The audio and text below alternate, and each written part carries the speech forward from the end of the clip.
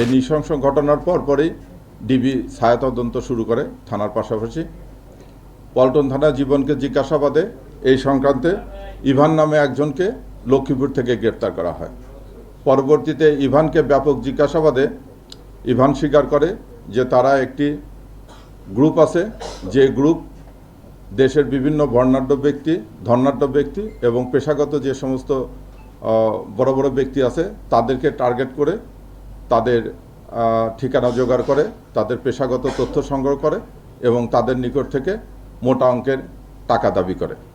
একইভাবে তারা গত 27/7/2026 তারিখে আনোয়ার খান মেডিকেল কলেজের একজন অধ্যাপক, ওনার নাম ডক্টর আমিনুল হক, উনি ইন্টারনাল মেডিসিনের প্রফেসর, ওনাকেও এরকম চাঁদার দাবিতে ভয়ভীতি প্রদর্শনের জন্য ওনার গাড়ি আটক করে এবং ওনাকেও মারধর করে। সেই সংক্রান্ত ধানমন্ডি থানায় একটি জিডি হয়েছিল।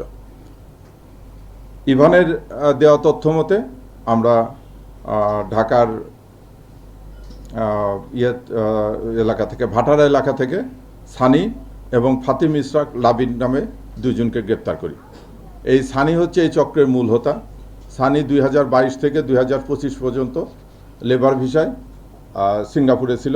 সে সিঙ্গাপুরে থাকাকালীন জনক বাঙালি একজন ব্যক্তির সঙ্গে তার সখ্যতা হয়। সেই সখ্যতাতে ধরে তারা হুন্ডি ব্যবসায় জড়িয়ে পড়ে এবং হুন্ডি ব্যবসায় জড়িয়ে পড়ার পর সানি বিভিন্নভাবে প্রায় 5 কোটি টাকার মতো প্রতারিত হয় তার পার্টনার দ্বারা। তারপরে সে হতাশাগ্রস্ত হয়ে দেশে চলে আসে। দেশে চলে এসে সে বসুন্ধরা এলাকায় থাকে এবং ওই লোককে খুঁজতে থাকে।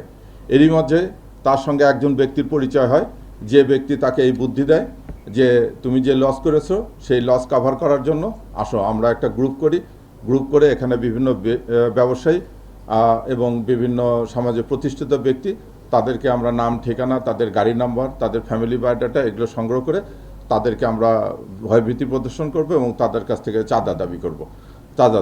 এইভাবে তারা 7 জনের একটা গ্রুপ তৈরি করে এবং এই গ্রুপের শিকার হচ্ছে আমাদের 2 জন ডাক্তার।